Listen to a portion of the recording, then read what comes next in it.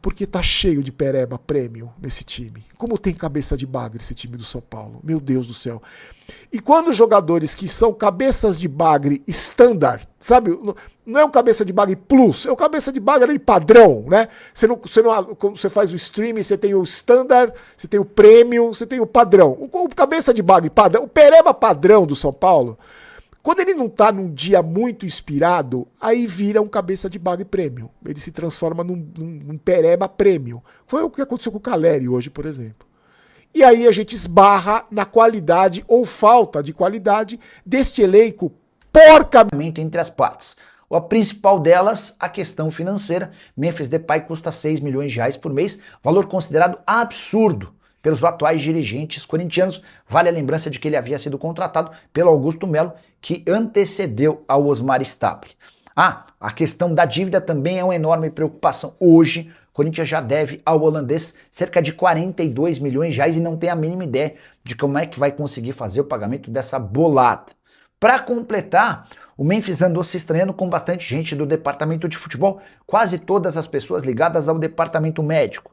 Ele não confia no preparador físico do Corinthians, não confia no departamento médico, não confia nos fisioterapeutas. Até por isso o Memphis está importando da Europa gente que tem o ajudado na recuperação muscular. O Memphis está muito preocupado com a possibilidade de... Mas agora não vai ser. Tem chefe nessa bosta ou não tem? Tem chefe nessa merda ou não tem? Não tem. Porque se tivesse, chegaria pro Cuca e falaria: não tem essa história de não concentrar, vai concentrar. Sendo perseguido pelo torcedor que estava no estádio do início ao fim da partida, com xingamentos, vaias, enfim, um clima dos mais tenebrosos para ele. Roger disse o seguinte na entrevista coletiva, abre aspas, às vezes a gente se questiona, obviamente, mas o que eu diria e daria de exemplo para as minhas duas filhas se, nesse momento de dificuldade, pressão externa e que tem até um pouquinho de injustiça, se eu desistisse. Não vou desistir. Sigo trabalhando firme. O campeonato inteiro, ainda tá certo que o Fernando Diniz está invicto ainda, não levou gol. Mas também não venceu nenhum jogo. Então, o problema está sendo fazer ali na frente, principalmente no Brasileirão. Desde fevereiro o Corinthians não ganha. É uma loucura isso. Não pode acontecer com um time da grandeza do Corinthians ficar desde fevereiro sem vencer num campeonato do porte do Brasileirão. Exatamente, só apenas 2 vitórias neste Campeonato Brasileiro, campanha tenebrosa do Corinthians. Draga, o Santos, aliás, é uma várzea completa. Vocês viram, né, que o Santos contratou nessa quarta-feira o Arzu, preparador de goleiro. Inacreditável, inacreditável. Só falta agora contratar também o Presuntinho. E junto com ele trazer o Vladimir, o goleiro. Só falta isso. Só falta isso. O Santos tenta resolver os seus problemas, presentes e futuros, trazendo um passado perdedor e que desgraçou o Santos. Quando eu vejo o Pedro Raul jogando, eu torço por ele, cara. Porque ele é tão ruim, que às vezes eu me coloco no lugar dele e fico pensando, caramba, se fosse eu estaria envergonhado. Sabe a vergonha alheia? E eu torço por ele, velho. Pô, mas no primeiro tempo veio uma bola, cara. Ele não conseguiu matar uma bola fácil. Uma bola fácil. Só, jogou aqui, ó. Quando jogar a bola, jogo aqui, ó. Dá óbito na bola, velho. Ele matou a bola bateu no braço dele. Pô, é loucura, velho. É loucura. Sabe o que vocês deviam fazer hoje? O Tolói e o Alan Franco? Doar cesta básica. Pra ração pra ONG que cuida de cachorro. Porque hoje vocês marcaram o Allan Kardec. O Allan Kardec. O pai, não foi o filho. Vocês marcaram o pai.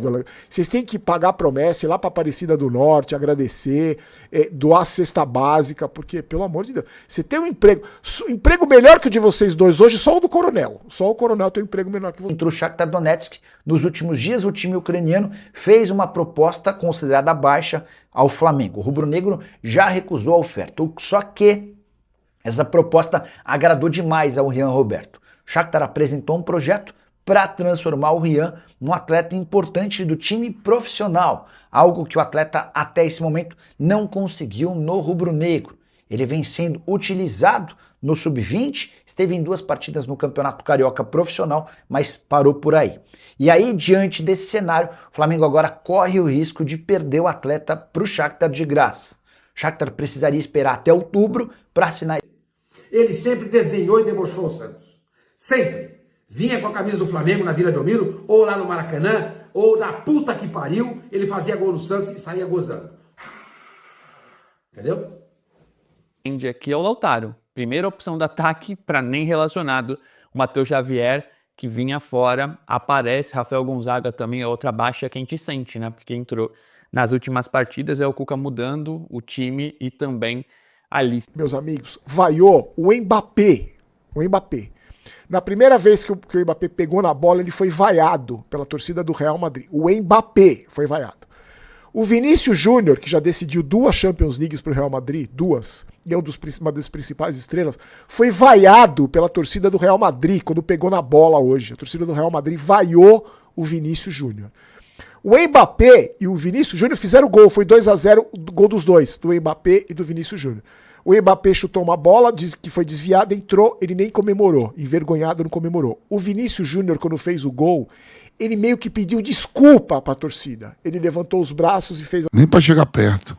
Mas já que tá, o Diniz vai ter que consertar isso aí, porque não é lugar para um clube caro, de uma folha de pagamento muito caro. Eu acho que ali hoje, por exemplo, 2 jogadores do Corinthians, talvez mesmo um, pagasse toda a folha do Barra. Hein? E hoje, pelo amor de Deus, velho, é chute pra cá, chute pra lá, chute na arquibancada, dos dois lados. E isso não é só Corinthians, cara, é geral. Tá feio ver futebol. Tá feio, cara. Cada dia que passa é jogar.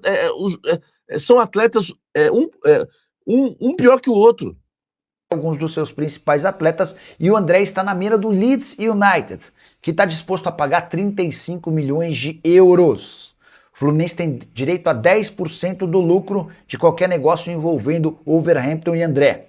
Como o jogador foi vendido por 22 milhões de euros, se essa proposta de 35 milhões se confirmar, estamos falando de um lucro de 13 milhões de euros, com o Fluminense ficando com 1,3 milhão de euros. Mas o Flu ainda tem direito a um mecanismo de solidariedade, aquela cláusula criada pela FIFA para beneficiar clubes formadores. O Tricolor fica com 5% de qualquer negócio até o fim da carreira do André.